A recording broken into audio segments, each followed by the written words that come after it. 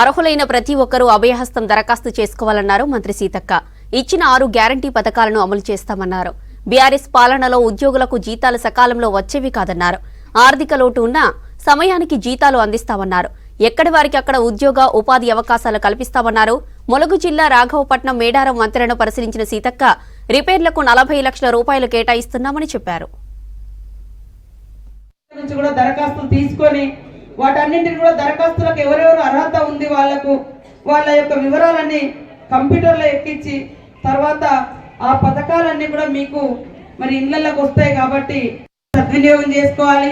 రేపు ఎల్లుండి లేదు, మళ్ళీ 2వ తారీఖు నుంచి 6వ తారీఖు దాకా ఏమి ఒత్తిడి లేకుండా చాలా అద్భుతంగా మరి ఏర్పాట్లు కూడా చేయడం జరిగింది. మరి గతంలో చాలా ఇబ్బంది ఉండేది. ఫస్ట్ పడే జీతం 15 రోజులకు 20 రోజులకు పడేటువంటి అవకాశం ఉండేది. 10 ఏళ్ల నుంచి కొద్ది ఇబ్బంది పడ్డదైతే వాస్తవం.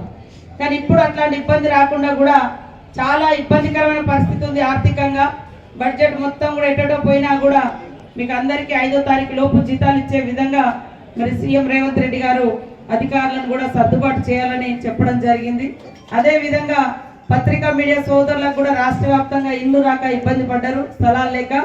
అలాంటిది కూడా ఒక గైడ్ లైన్స్ రూపొందిస్తున్నాం. ఇంకొకటి ఏంటంటే ఇప్పుడు ఎక్కడెక్కడి నుంచో తీసుకొచ్చి కొత్త పిల్లల్ని ఇక్కడ వేసారు. ములుగు ఏరియాలో, వెనకబడ్డ ఏరియాలో వాళ్ళు రిటైర్డ్ కావాలంటే 30 సంవత్సరాలు అవుతాయి. 30 సంవత్సరాల దాకా మన ఏరియాలో పిల్లలకు నౌకర్లే దొరుకుతారు. గతంలో అట్లాంటి తీసుకొచ్చారు. దాంతో మన పిల్లలకు ఉద్యోగాలు వచ్చే పరిస్థితి కూడా లేదు. కాబట్టి ఎక్కడ ఉన్న వాళ్ళకి అక్కడ నౌకరిస్తే వాళ్ళ కుటుంబాలతో ఉంటారు. రిటైర్డ్ అయితే ఇంకో కొంతమందికి ఉద్యోగాలు కూడా వస్తాయి. అట్లాంటిది కూడా వెసులుబాటు